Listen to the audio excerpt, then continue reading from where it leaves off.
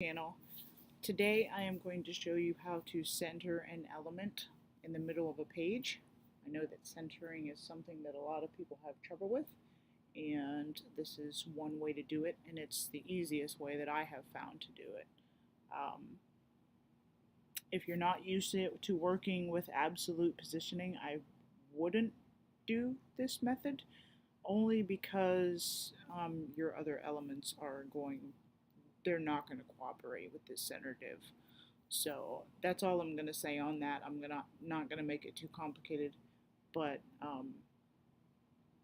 if you're just looking to center an element in the middle of the page, this is how you would do it. So I'm using CodePen instead of busting out Visual Studio Code and going through all that. This is a simple tutorial, so I'm just going to use CodePen to show you. So with the HTML, I'm not. You know what? Let's do the whole thing. Why not?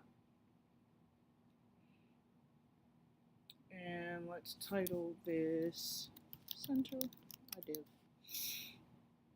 All right. So pretty much all we need is the div. So we're going to use a class named div. Why not? You can name that anything that you want to, as long as up here and down here match. So in the CSS, we're going to grab our div element. We can't see it right now because nothing with that div is defined. I mean, we can type something in here and you would see it. It's still in the div, but you can't see the element itself because there's no styling. So we'll style it just so that you can see it. So let's make the background color blue. Why not? We'll make the height 200 pixels. We'll make the width 200 pixels.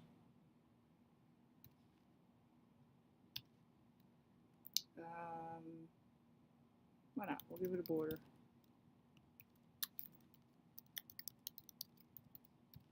Okay. So in order to move this div to the middle of the page, we want to set its position to absolute so that we could move it around wherever we want to. So we're going to set the top to 50%. This is margin, by the way. We're going to set the left to 50%. And then notice how when we did that, it's not quite centered yet.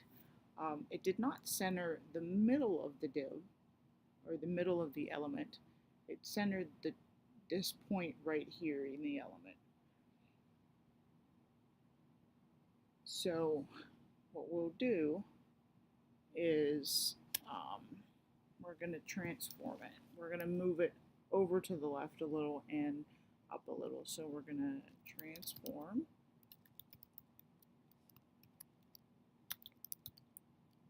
Translate. -50%. And -50% there. And we use percentages so that it's responsive.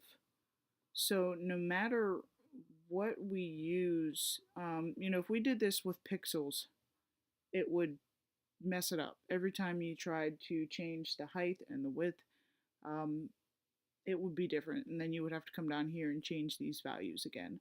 So by using a percentage, it'll automatically adjust for your height and width. So even if you change the height to 300 pixels, it will adjust. If you that looks kind of cool.